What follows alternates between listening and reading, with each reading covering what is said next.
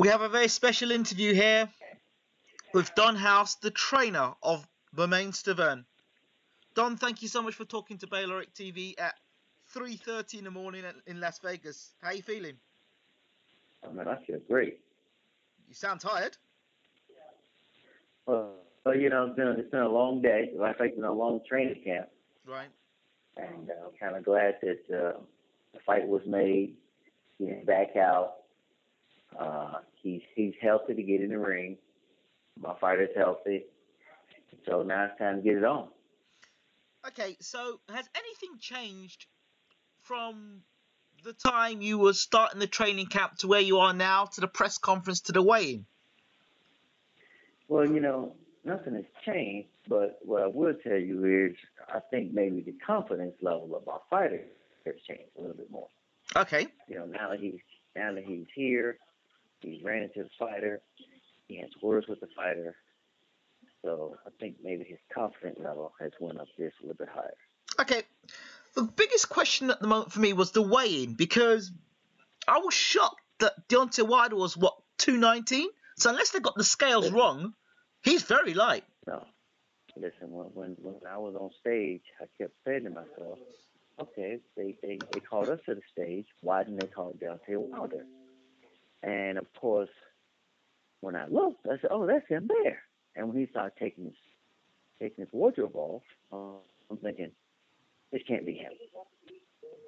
So this can't be him. This guy's a toothpick. And then when he got on the scale and it was 219, I was like, this fight's over. He's not big enough. He's not big enough. He doesn't have the bulk. I assumed that this kid will come in 225. They bulk him up a little bit, maybe 229. 219, totally shocked. But do you think that's for speed, for movement? I think it's the what was the question? Yeah, do you think that's for speed, though? No, I just think that he's just a small man. He's tall, but he's skinny. I think maybe it is trying to bulk him up, but they did a lot of conditioning training, but and he just doesn't have the weight. So that's the benefit. How does that impact a fighter when they're that thin, fighting a guy who's so thickly set like Stiverne? Well, it has to be worrying him. All right, here's a guy. Well, we're probably going to come in the ring tonight, probably 250. Okay. We're coming in big. We're going to come in probably about 250. He weighs 239. Mm-hmm. It's easy for him to gain 10 pounds between now and the fight. And he's used to that weight anyway. Right. Yeah. 240 to high, 250. He's a heavy guy. Yeah. Is there going to be any problems in terms of mobility because of Bermain's size? Because that's the big thing. Can he get himself close enough to Deontay in time? Oh, yeah. He listen, like he said to me, he said, listen, you're off tonight. You don't have to give me no instructions. This will be a night I'm just going to take it to him. I'm not going to wait on him. I'm not going to test him out. When that bell rings, I'm going right after him. Period. But is there any possibilities of him going right at him that he's going to get countered with something? Although I've never seen Deontay use the counter. I don't know what. Deontay never counter. Deontay is the guy that comes forward. He's not used to anybody in his face. That's true. Yeah. Who do you counter? Most guys run away from Deontay, and he catches him on the end of the punch. That's very true. So when you got a big guy coming at you, whole different ball game now. So we're going to test that out. Okay. The other thing... If you watch most of his knockouts, not the ones that people quit on, students. That's the point. He knocked out 32 guys.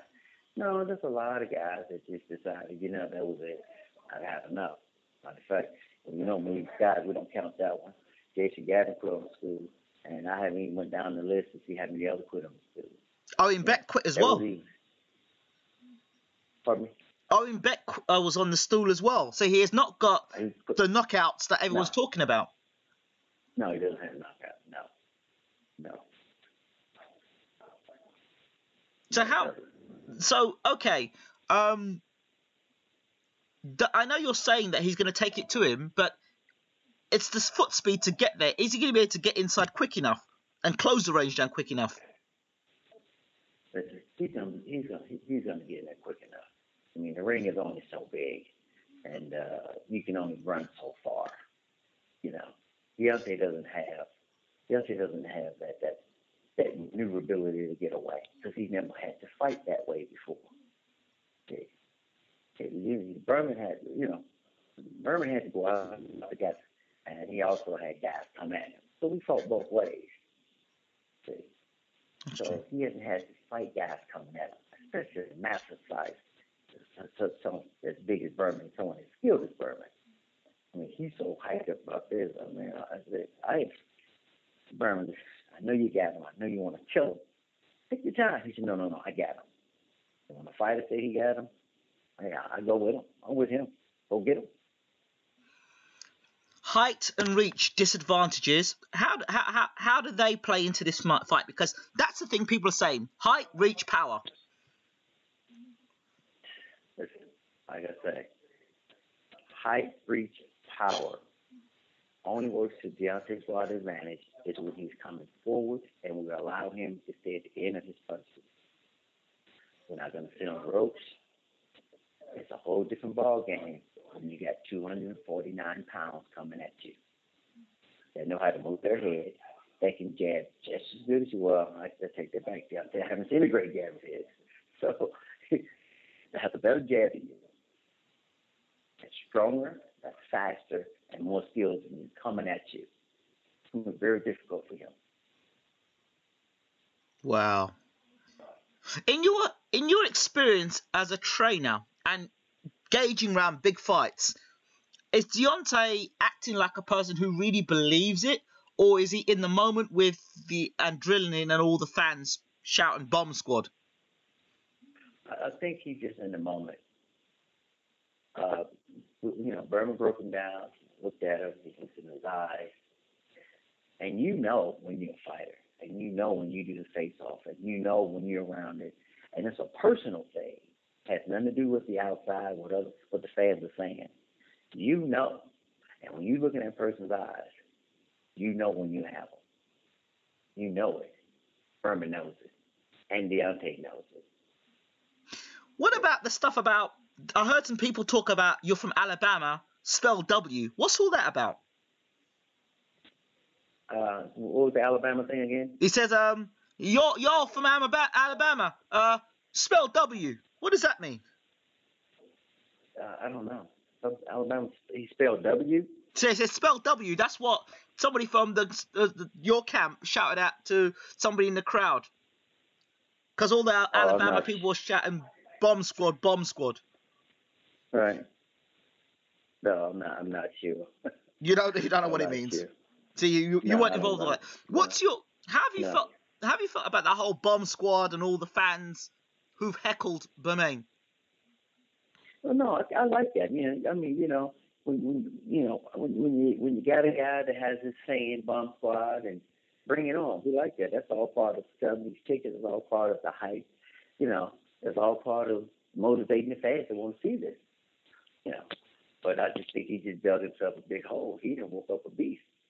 Matter of fact, I will be sending him a thank you card for helping me motivate my fighter. I spoke to George Foreman III, and his criticism of Berman was he didn't feel that Berman dedicated himself in. I mean, he said he's always in the gym, but he felt he wasn't as dedicated as one should be. What are your thoughts about that? You're his trainer. You'd know. Well, how about this one? He's the world champion. I mean, that answers everything. I mean, dedication. He's the world champion. Somehow we got that. I don't know if that's luck or fighting or what, but at the end of the day, he is the WBC heavyweight champion. You can't knock that, can you? You can say all you want to say, but at the end of the day, we had the same belt his father had. Same one. Mike Tyson, George Foreman, Ali. You know, the list goes on and on. We have the same belt. Absolutely. Absolutely. And they didn't, and trust me, they didn't give it to us. You know. so it's one thing to say, you know, if we were fighting for the belt, and, you know, maybe he's not dedicated as he should be.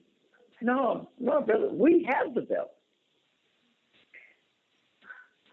Okay, and finally, should going forward,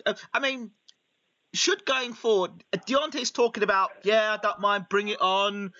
You'll find out about my chin. You'll find out about my ability to take a punch. And I'm ready. I've trained. I've prepared. You guys think you know me. You don't know me. Does any of that bother you, thinking that maybe in the back of your minds, we haven't prepared for this? There's something Deontay knows that we don't? Is there any of that going through your minds? There's nothing you can do when you got a weak chin. All thing you can do is not get hit on it. If you get hit on that chin and Deontay keeps it in the air, there's nothing he can do for me going to sleep. There's no exercise.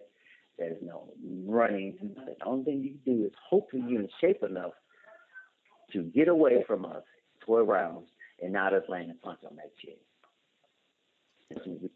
Within them 12 rounds, we're going to catch him on that chin because he sticks it out. Is he going to be a left hook or right hand? We got two hands for this fight. This kid has one. We got two. Don House, thank you so much for talking to Bayloric TV. And at 3:30 in the morning, Las Vegas time, it's almost time to be ready to rumble, isn't it? Oh man, ready to rumble, man! I'm like, I cannot wait. I thought it was 3 o'clock in the p.m. It's still in the a.m. Okay. It's time. The time is now, Don. The time is now. Exactly. We wish you all the very best, and thanks again for giving us this exclusive for Bayloric TV. Thank you. Thank you, champ. Bye-bye.